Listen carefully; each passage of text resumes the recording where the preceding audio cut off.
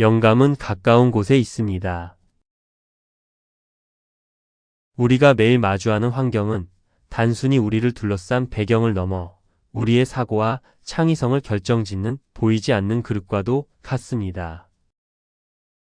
흔히 비참하고 척박한 환경 속에서도 위대한 창작물이 탄생했다는 이야기를 듣곤 하지만 사실 그것은 고통 속에서 피어난 아주 희귀한 예외에 가깝습니다. 만약 그들에게 조금 더 우호적이고 따뜻한 환경이 주어졌다면 그 천재적인 재능이 얼마나 더 찬란하게 빛을 발했을지 우리는 감히 상상조차 할 수 없습니다. 이처럼 환경은 우리의 잠재력을 끌어올리기도 하고 때로는 조용히 억누르기도 합니다. 우리는 흔히 고정관념이라는 생각의 틀에 갇히는 것을 경계하지만 정작 매일 머무는 장소의 틀에 갇혀 있다는 사실은 쉽게 알아차리지 못합니다. 매일 아침 똑같은 책상에 앉아 익숙한 도구를 손에 쥐고 늘 마시던 머그잔에 담긴 음료를 마시며 어제와 다름없는 업무를 수행하곤 하죠. 그러면서도 마음 한구석에서는 왜 삶이 다람쥐 쳇바퀴를 돌듯 제자리 걸음인지 의아해하며 답답함을 느끼기도 합니다. 하지만 진정한 프로라면 어떤 조건에서도 최선의 결과를 만들어내야 하는 동시에 자신의 창의성이 메마르지 않도록 스스로의 환경을 더 풍요롭고 다채롭게 가꿀 줄 알아야 합니다. 오늘 하루는 평소와 다른 아주 작은 시도를 통해 익숙함이라는 견고한 벽을 흔들어 보는 것이 어떨까요? 거창한 변화가 아니어도 좋습니다. 노트북을 챙겨 들고 탁 트인 공원 벤치에 앉아 바람을 느끼며 일을 해보거나 평소 무심히 지나치던 건물 로비의 소파에 앉아 업무를 보는 것만으로도 충분합니다. 만약 밖으로 나가는 것이 여의치 않다면 지금 앉아있는 자리에서 보이는 시야가 달라지도록 책상의 위치를 살짝 옮겨보거나 주변 소품들을 재정비해보는 것도 좋은 방법입니다.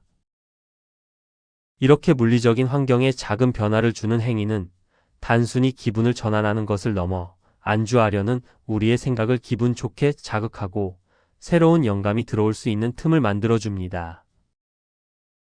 장소라는 틀에 갇혀 당신의 무한한 가능성을 가두지 마세요. 가끔은 스스로의 환경을 의도적으로 흔들어 놓을 때 비로소 잠들어 있던 창의성이 깨어나 당신에게 새로운 길을 안내해 줄 것입니다. 우리가 온 마음을 다해 무언가를 만들어낼 때 역설적이게도 그 결과물을 가장 냉정하고 정확하게 바라보지 못하는 사람은 바로 우리 자신일 때가 많습니다. 스스로의 작업에 거는 기대와 애정이 너무나 큰 나머지 작품의 실체를 있는 그대로 마주하기보다는 머릿속에 그려둔 이상향에 눈이 가려지기 때문입니다. 심지어 결과물이 아주 훌륭하게 나왔을 때조차 본인이 설정한 기대치가 지나치게 높았다면 첫인상에서 깊은 실망감을 느끼며 자신의 가치를 깎아내리는 오류를 범하기도 합니다. 이처럼 스스로에 대한 확신이 흔들릴 때 작품을 세상 밖으로 내놓기 전 미리 마음을 나누고 공유할 수 있는 누군가가 곁에 있다는 것은 얼마나 큰 축복일까요? 우리에게는 단순히 내가 듣고 싶어하는 달콤한 위로가 아니라 작품의 핵심을 꿰뚫는 솔직하고 담백한 의견을 건네줄 신뢰할 만한 소수의 사람들이 필요합니다. 그들은 나의 작품 세계를 깊이 이해하고 있을 뿐만 아니라 내가 가진 잠재력을 믿어주며 때로는 나의 간절한 소망과 막연한 불안함까지 세심하게 헤아려 대화할 줄 아는 사람들입니다. 저 또한 새로운 작업을 마칠 때마다 지속적으로 신작을 미리 보여주는 소중한 이들이 곁에 있습니다. 그들이 건네는 진심 어린 피드백은 때로 쓰디쓴 약이 되기도 하지만 결과적으로 저의 창의적인 성장을 이끄는데 더할 나위 없이 귀한 밑거름이 되어 주었습니다. 나를 잘 알지도 못하는 불특정 다수가 던지는 과도한 칭찬이나 날선 비판에 일희일비하기보다는 나의 본질을 꿰뚫어보고 진심으로 성장을 응원하는 가까운 이들의 진실된 목소리에 귀를 기울여 보세요. 그들의 시선은 당신이 보지 못한 사각지대를 밝혀주고 당신의 작품이 세상과 더 넓게 소통할 수 있도록 단단한 징검다리가 되어줄 것입니다. 혼자만의 방에서 고민하기보다 신뢰하는 이들과 함께 호흡하며 당신의 가능성을 더 크게 확장해 나가시길 진심으로 응원합니다. 우리가 지나온 시간 속에서 거둔 과거의 성공은 때때로 미래의 발걸음을 무겁게 만드는 짐이 되기도 합니다. 내가 진정으로 옳다고 믿는 방향으로 나아가기보다는 과거의 성과에 매료된 타인들의 기대에 부응하려다 정작 소중한 창작의 본질을 놓쳐버릴 수 있기 때문입니다. 변화를 두려워하며 익숙한 성공의 문법에만 매달린다면 우리는 우리 안에 잠재된 더 큰 가능성을 발견할 기회를 스스로 저버리는 것과 다름없습니다. 세계적인 애니메이션 스튜디오인 픽사의 사례는 우리에게 시사하는 바가 큽니다. 사실 픽사는 처음부터 영화를 만드는 곳이 아니라 컴퓨터 기술을 다루는 회사였습니다. 만약 그들이 하드웨어와 소프트웨어라는 최초의 정체성만을 고수하며 과거의 틀 안에 머물렀다면 오늘날 전 세계를 감동시킨 토이스토리와 같은 걸작은 세상에 나오지 못했을 것입니다. 우리 주변에는 집단으로서든 개인으로서든 과거의 모습에 사로잡혀 자신이 정말로 잘해낼 수 있는 새로운 일을 시작조차 하지 못하는 잠재적인 픽사들이 수없이 존재합니다. 우리의 삶은 끊임없는 성장, 즉 쉼없는 변화의 과정입니다. 진정한 성장이란 과거의 나였던 모습을 기꺼이 내려놓고 미래의 내가 될 모습을 온 마음으로 받아들이는 여정이라 할 수 있습니다. 책의 한 챕터를 과감히 끝내기로 마음먹어야만 비로소 다음 장의 이야기를 써 내려갈 수 있듯이 과거의 굴레에서 벗어나지 못하면 우리는 매번 같은 이야기만 반복하는 지루한 삶의 궤도에 갇히고 맙니다. 그러니 과거의 성공과 경험은 당신을 더 높은 곳으로 이끌어줄 소중한 자양분으로만 삼으시길 바랍니다. 그 경험들이 결코 당신이라는 존재의 전체를 규정하도록 허용하지 마세요. 당신은 예전에 어떤 사람이었나요? 라는 질문보다 당신은 지금 어떤 사람이 되어가고 있나요? 라는 질문이 훨씬 더 가슴 뛰고 흥미로운 법입니다. 지속적인 성장을 원한다면 지금까지의 익숙한 자신은 잠시 뒤로 하고 새롭게 피어나는 당신의 모습을 따뜻하게 포용해 주세요. 우리가 창의적인 업을 이어가다 보면 결코 피할 수 없는 몇 가지 팽팽한 긴장 상태를 마주하게 됩니다. 그 중에서도 우리를 가장 힘들게 하는 것은 아마도 우리가 들이는 시간과 만들어내는 가치 사이의 괴리감일 것입니다. 대개 사회는 우리에게 매주 정해진 시간 동안 자리를 지킬 것을 요구하지만 정작 우리가 세상으로부터 인정받고 보상을 받는 진정한 기준은 그 시간 동안 우리가 빚어낸 결과물의 가치에 있기 때문입니다. 항상 정해진 곳에 앉아 있어야 한다는 물리적인 제약과 때에 맞춰 탁월함을 발휘해야 한다는 요구 사이에서 창작자들을 늘 고뇌하게 만듭니다. 하지만 우리가 기억해야 할 사실은 사람마다 몰입의 정점에 이르는 방식이 모두 다르다는 점입니다. 어떤 이는 깊고 고요하게 사유하는 긴 시간이 필요하고 또 어떤 이는 빠른 속도로 수많은 시도를 반복할 때 비로소 최선의 결과를 얻기도 합니다. 누군가는 훌륭한 아이디어를 얻기 위해 며칠 밤을 지새우기도 하지만 단 10분 만에 모두를 놀라게 할 결과물을 쏟아내는 사람도 분명 존재합니다. 이처럼 창의적인 에너지는 단순히 특정 장소에서 보낸 시간의 양으로만은 결코 측정할 수 없는 성질의 것입니다.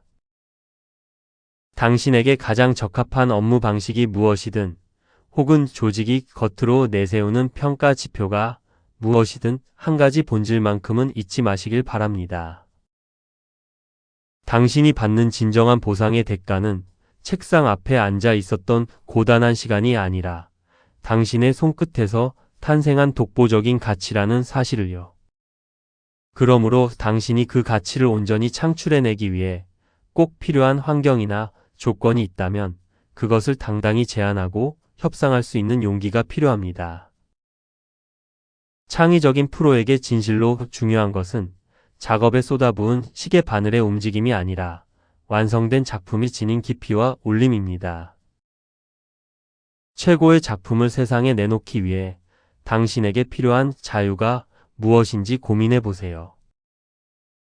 그 자유를 최대한 확보하여 당신만의 리듬으로 가장 가치 있는 무언가를 만들어갈 때 당신의 프로 의식은 비로소 완성될 것입니다.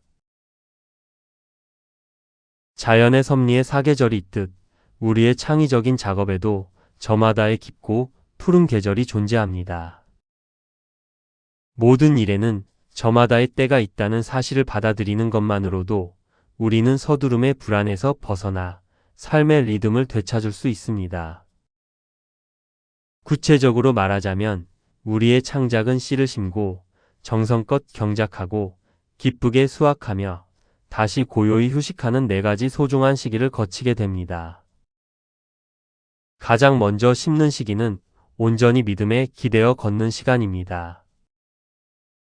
지금 당장 눈앞에 돌려받을 결과가 보장되지 않더라도 적절한 조건이 갖춰진다면 언젠가 이 작은 씨앗들이 싹을 틔워 풍성한 결실을 맺을 것이라는 희망을 품고 묵묵히 땅에 묻는 과정이지요.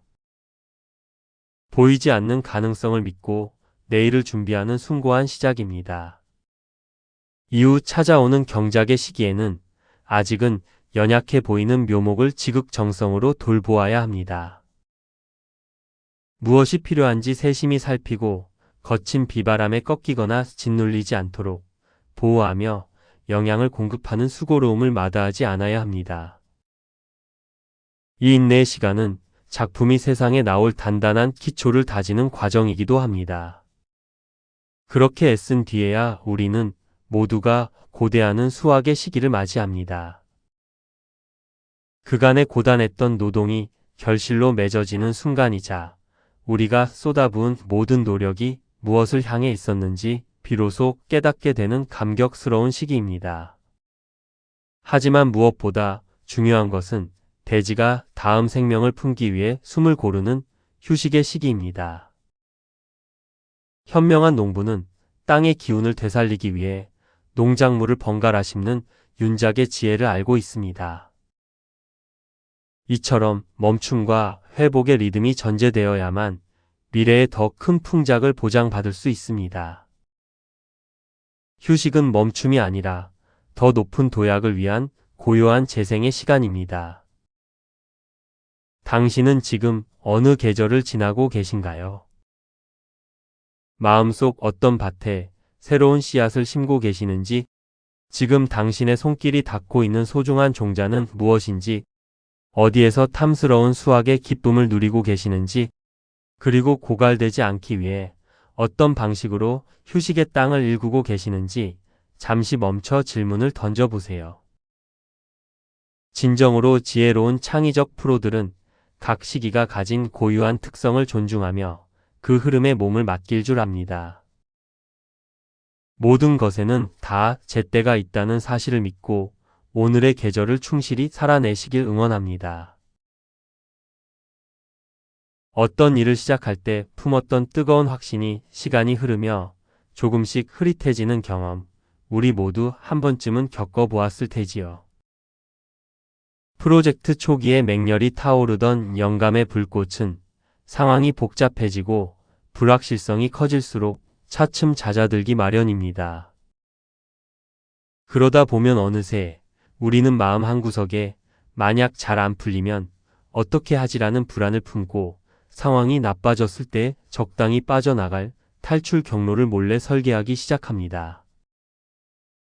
하지만 냉정하게 들여다보면 도망갈 문을 열어두는 것은 그 아이디어에 자신의 절반만 내던지고 있다는 의미와 같습니다. 에너지의 나머지 절반은 혹시 모를 실패의 충격을 완화하는데 낭비되고 있는 셈이니까요. 창작자가 온전히 헌신하지 않을 때 그 망설임은 주변 사람들에게도 고스란히 전염됩니다. 함께하는 동료나 파트너들은 당신의 모호한 태도를 기가 막히게 알아차립니다.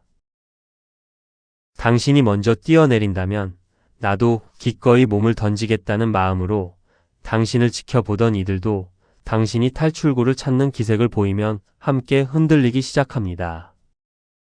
아무도 혼자 텅 빈 수영장에 남아 바보가 된 기분을 느끼고 싶어 하지 않기 때문입니다. 그러니 스스로를 위해 그리고 당신의 아이디어를 위해 도망갈 문을 과감히 닫아보시는 건 어떨까요? 아이디어를 세상에 내놓기로 했다면 온 마음을 다해 헌신하고 그렇지 않다면 차라리 깨끗하게 포기하는 명확함이 필요합니다. 사실 우리 중 그 누구도 결과에 대해 100% 확신할 수는 없습니다.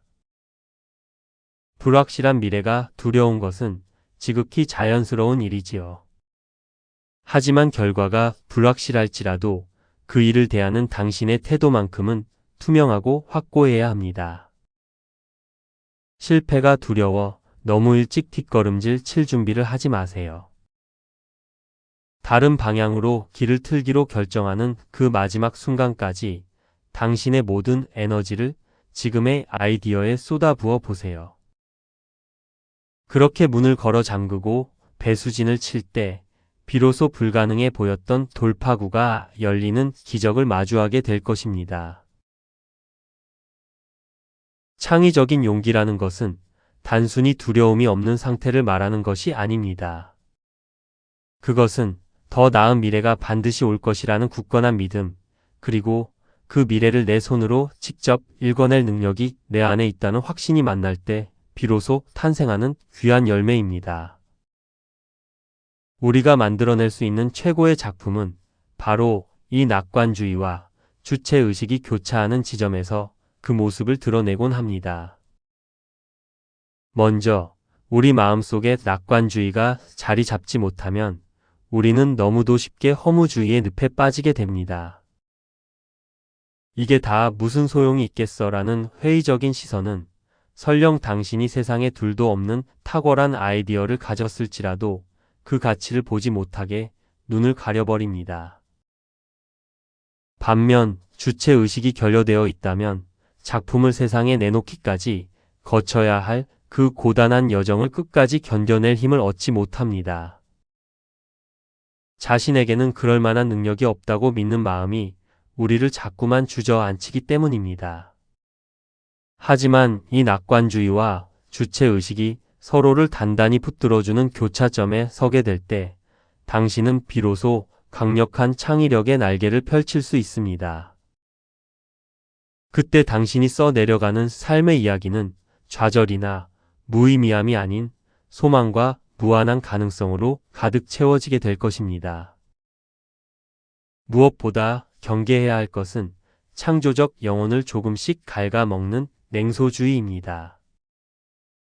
당신의 뜨거운 심장을 차가운 냉소로부터 소중히 지켜내세요. 오늘 잠시 시간을 내어 당신의 마음 풍경을 찬찬히 살펴보는 건 어떨까요?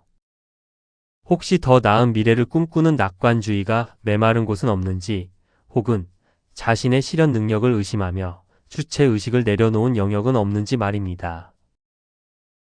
두 가지 강력한 힘이 만나는 그 정중앙에 굳건히 서서 작업을 이어가세요.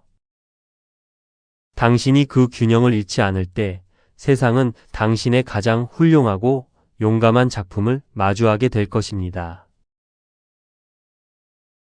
삶의 마지막 순간을 마주한 이들에게 가장 후회되는 것이 무엇인지 묻는다면 그들은 대개 자신이 저지른 실수나 공격으로 피해 입은 일을 꼽지 않습니다.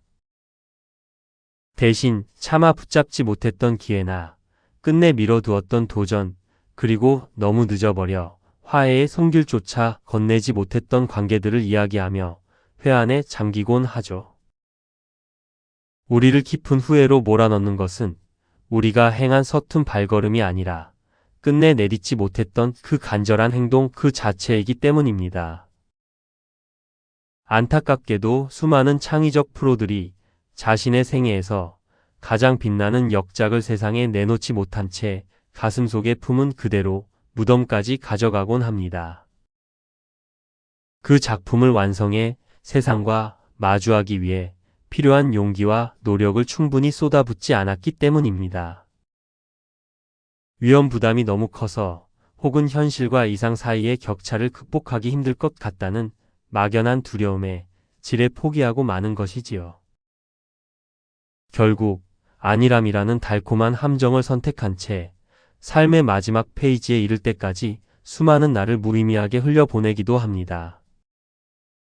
그렇게 세상이 발견할 수도 있었던 탁월한 아이디어들은 차가운 땅속 깊은 곳에 영원히 묻히고 맙니다. 물론 우리 중 누구도 생의 모든 꿈을 완벽히 성취할 수는 없습니다. 저 역시 언젠가 눈을 감는 날 여전히 못다 이룬 아이디어와 야망을 가슴 한구석에 품고 있을 것입니다.